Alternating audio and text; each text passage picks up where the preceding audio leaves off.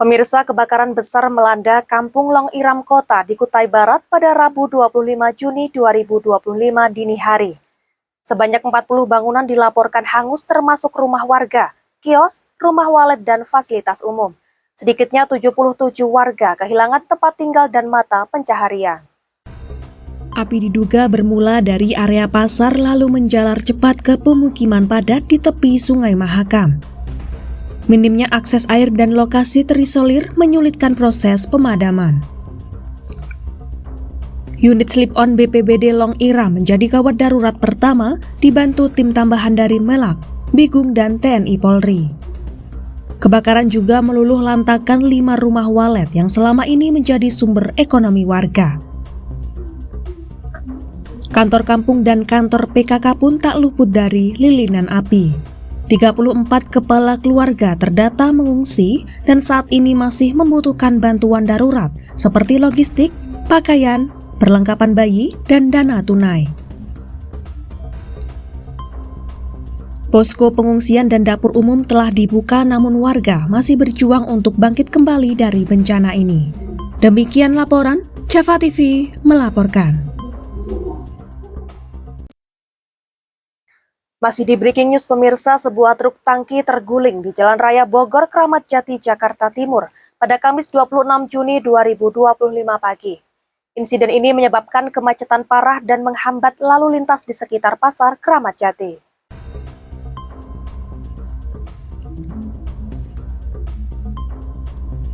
Kecelakaan terjadi di depan toko 28 Jalan Raya Bogor pada Kamis 26 Juni 2025 pagi hari ini.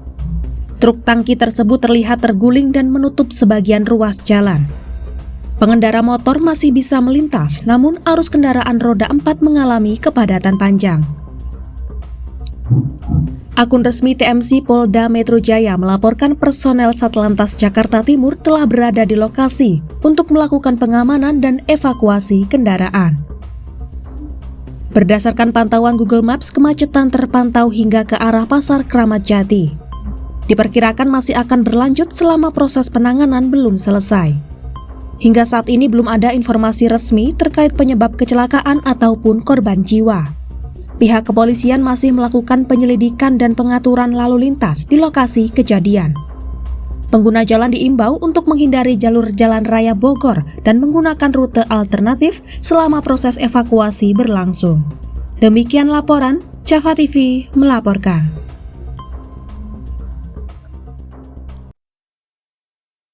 Pemirsa, Gunung Ile Lewotolok di Kabupaten Lembata, Nusa Tenggara Timur meletus pada Rabu 25 Juni 2025 malam. Erupsi disertai lava pijar sejauh 400 meter dan kolom abu vulkanik yang membelah langit hingga setinggi 700 meter. Status gunung saat ini dalam kondisi waspada dan warga diminta meningkatkan kewaspadaan. Menurut petugas pos pengamatan gunung api Stanislaus Arakian, Gunung Ile Lewotolok tercatat mengalami 85 kali letusan. Asap yang dimuntahkan berwarna putih hingga kelabu dengan tekanan lemah sampai sedang. Gunung yang memiliki ketinggian 1.423 meter di atas permukaan laut ini saat ini masih dalam status level 2 atau waspada.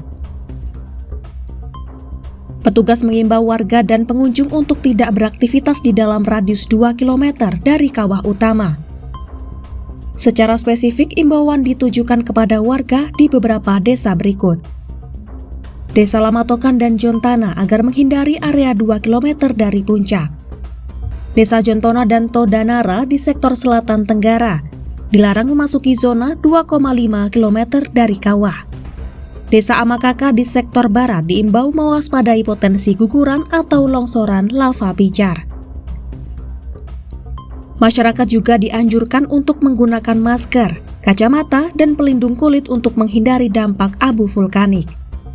Stanislaus Arakian juga mengingatkan warga yang tinggal di lembah atau bantaran sungai yang berhulu ke Ile Lewotolok agar mewaspadai potensi banjir lahar khususnya saat turun hujan.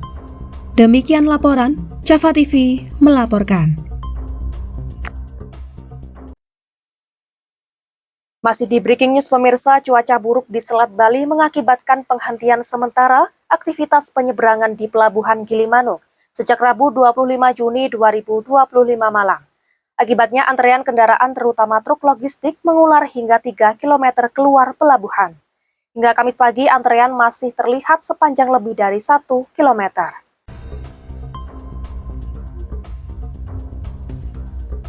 Kondisi cuaca ekstrim dengan gelombang tinggi dan angin kencang di Selat Bali memaksa otoritas pelabuhan menunda penyeberangan sejak pukul 19.25 waktu Indonesia Tengah pada Rabu 25 Juni 2025.